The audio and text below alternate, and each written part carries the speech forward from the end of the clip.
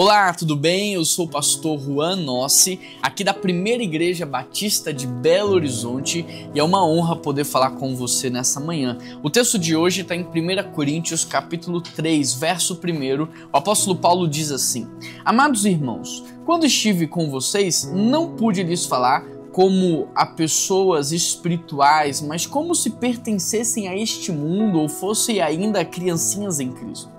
Tive que alimentá-las com leite, não com alimento sólido, pois não estavam aptos para recebê-los. E ainda não estão, porque ainda são controlados por sua natureza humana. Têm ciúmes uns dos outros, discutem, brigam entre si. Acaso isso não mostra que são controlados pela natureza humana e que vivem como pessoas deste mundo?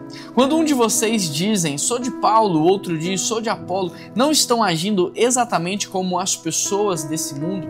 Aqui o apóstolo Paulo começa trazendo uma reflexão para os crentes da igreja de Corinto, dizendo, olha, vocês precisam refletir se vocês são maduros ou se vocês são imaturos.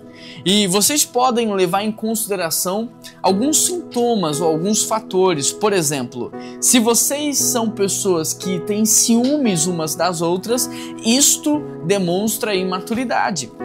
Se vocês ficam brigando o tempo todo entre si, isso é reflexo de imaturidade. Se vocês discutem, isso reflete imaturidade. Vocês lembram as criancinhas que têm ciúme uma das outras, que brigam umas com as outras, que discutem umas com as outras. E no caso, se vocês são crianças, eu preciso mudar a forma de alimentá-los, sabe? Eu como pai, eu me lembro de quando os meus filhos ainda eram recém-nascidos e por mais que eu pudesse ou quisesse dar para eles uma picanha no churrasco, eu não poderia fazer. A picanha era o melhor que eu tinha, mas eles não poderiam receber, eles não estavam aptos para receber. Eles só poderiam, naquele tempo, comer a papinha, eles só poderiam tomar o leite, nada mais do que isso. O apóstolo Paulo está dizendo, olha, enquanto vocês não crescerem, eu não posso compartilhar coisas mais espirituais com vocês. Se vocês não crescem, vocês ficam limitados a um tipo de alimento. Eu queria que você que está me ouvindo nessa manhã pudesse refletir se você não está preso, se você não está estagnado na sua vida espiritual, se você não permanece de maneira imatura. E como é que você sabe se você é maduro ou não, se você é imaturo ou não? Por causa desses sintomas que o apóstolo Paulo fala. O maduro não tem ciúme, ele sabe quem ele é, ele sabe o lugar que ele ocupa. O maduro não discute, o maduro ele não faz provocações, ele não disputa, ele não tem lado, sabe? Ele não provoca divisões. Um dos maiores sinais de uma pessoa imatura são as divisões. O apóstolo Paulo continua dizendo, quem é Paulo? Quem é Apolo? No verso 5.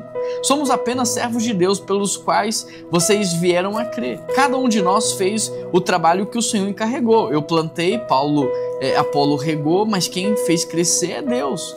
Não importa quem planta ou quem rega, mas sim quem faz crescer. O apóstolo Paulo está dizendo, olha, vocês que são imaturos, vocês têm essa mania de gostar mais de uma pessoa, de preferir mais um tipo de líder, de gostar mais de um tipo de mensagem, de gostar mais de um tipo de liturgia de culto, mas isso é imaturidade.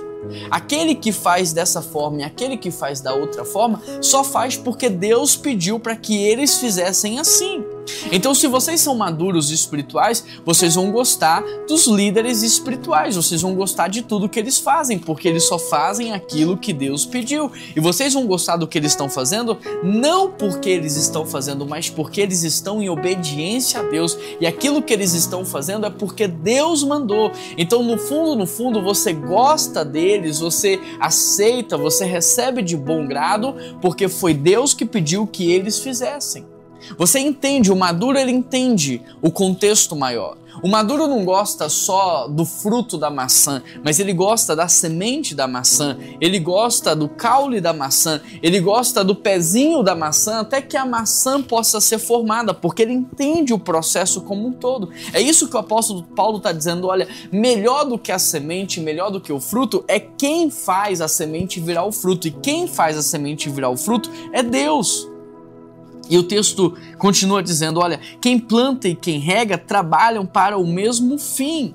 E ambos serão recompensados pelo seu trabalho. Então, quem evangeliza, quem discipula, e quem consolida está fazendo a mesma obra. Quem evangeliza, quem é mestre e ensina, quem prega e exorta, está fazendo a mesma obra, está em obediência ao mesmo Deus e será recompensado da mesma forma. Então parem de fazer divisões, como se a igreja A fosse melhor do que a B, como se o líder A fosse melhor do que o líder C.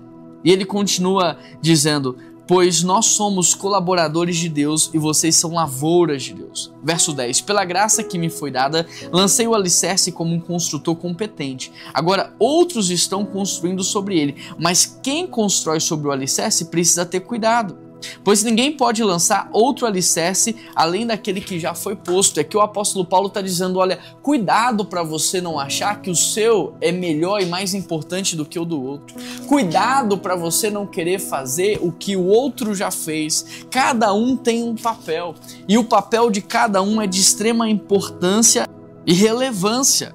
Cada um tem um papel muito importante. Aí ele continua dizendo: aqueles que constroem sobre esse alicerce podem usar vários materiais: ouro, prata, pedras preciosas, madeira, feno ou palha. No dia do juízo, porém, o fogo revelará o tipo de obra que cada construtor realizou, e o fogo mostrará se a obra tem algum valor. Se ela sobreviver, o construtor receberá recompensa. Se ela queimar, o construtor sofrerá grande prejuízo, mas será salvo como alguém que é resgatado do meio do fogo. Vocês não entendem que são templo de Deus e que o Espírito Santo habita em vocês? Deus destruirá quem destruiu o seu templo, pois o templo de Deus é santo e vocês são esse templo. Que ninguém se engane. Se algum de vocês pensa que é sábio conforme os padrões dessa época, deve tornar-se louco a fim de ser verdadeiramente sábio, pois a sabedoria desse mundo é loucura para Deus, como dizem as Escrituras. Aqui eu aprendo que o apóstolo Paulo está trazendo destaque de que o processo é muito mais importante do que o que está sendo construído. E que um dia tudo o que a gente está fazendo vai ser passado no fogo. Agora, se não foi construído de uma forma sadia, de uma forma saudável, com uma boa motivação, o fogo vai queimar e vai ser destruído. Então não importa se você faz parte ou não, o que importa é como você está fazendo parte. O que importa não é se você está construindo ou não, mas como você está construindo. Hoje, nós damos muita importância sobre o que nós estamos fazendo e não o como nós estamos fazendo. Por isso que Paulo chama esse tipo de sabedoria de loucura. Então nós precisamos sim sermos loucos para nos tornarmos sábios. E o que é ser louco para se tornar sábio? É fazer tudo da forma certa, é fazer tudo com a motivação correta, é fazer tudo não só pelo fazer, mas entendendo que o como fazer é tão importante quanto. E aí ele termina dizendo: portanto não se orgulhem de seguir líderes humanos, pois tudo lhes pertence. Paulo, Apolo, Pedro, o mundo, a vida, a morte, o presente e o futuro, tudo é de vocês e vocês são de Cristo e Cristo é de Deus.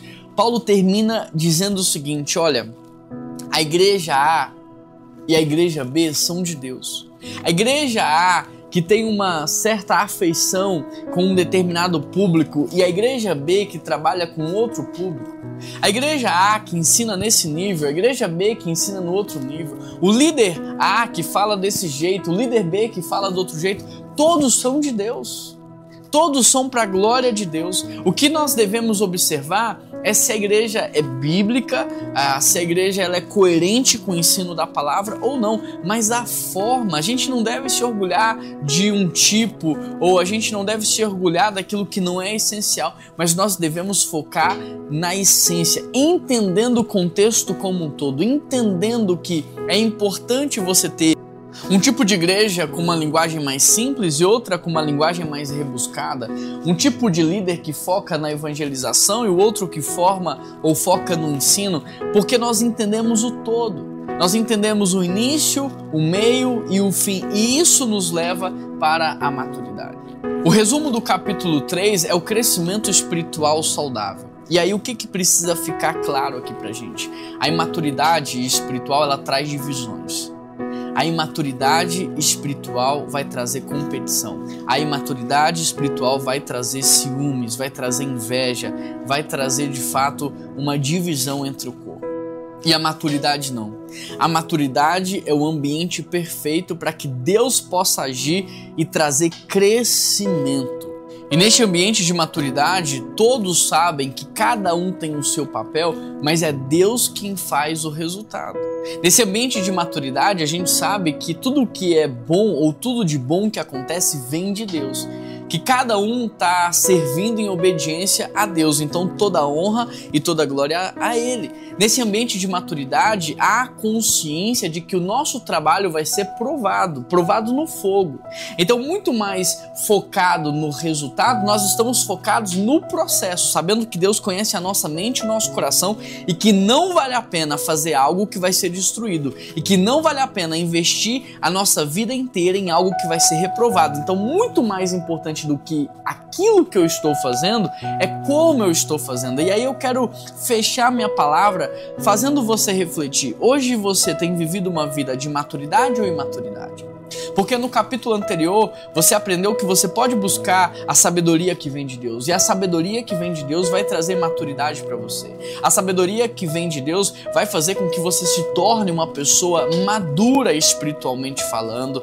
Uma pessoa que entende o movimento de Deus, que celebra o movimento de Deus e que faz tudo da maneira correta, com a motivação correta e da forma correta, porque tudo que você está fazendo é para que Deus possa aprovar. Não as pessoas, mas Deus possa aprovar. E nesse sentido eu quero orar por você. Pai, nos ajuda, nos tira da imaturidade, nos tira dessa situação de ciúmes do nosso coração, tira do nosso coração essa competição, tira do nosso coração essa vaidade, nos leva através da sabedoria que o Senhor nos dá a uma maturidade espiritual, Pai. Nos leva a entender o nosso lugar, o nosso papel, a nossa função, nos leva a fazer tudo com a motivação correta, que é glorificar o Senhor, adorar o Senhor, a servir ao Senhor. Nos dá, Deus, de fato a consciência do processo, para que o processo seja saudável, para que o processo seja bom e para que quando o Senhor for provar toda a nossa vida e tudo que nós fizemos, que a nossa vida seja aprovada pelo Senhor. Nós pedimos, Deus, que pela sua graça e a sua misericórdia, o Senhor nos tire hoje da imaturidade, o Senhor nos leve para a maturidade. Essa é a oração que nós fazemos e em nome de Jesus que nós oramos. Amém, amém e amém. Se Deus falou com você nesse capítulo, eu queria que você compartilhasse esse episódio com o máximo de pessoas que você pode, a fim de que todo o corpo de Cristo cresça, amadureça e que todo o corpo de Cristo seja aprovado pelo Senhor. Que Deus abençoe muito a sua vida, um grande abraço e eu te vejo amanhã.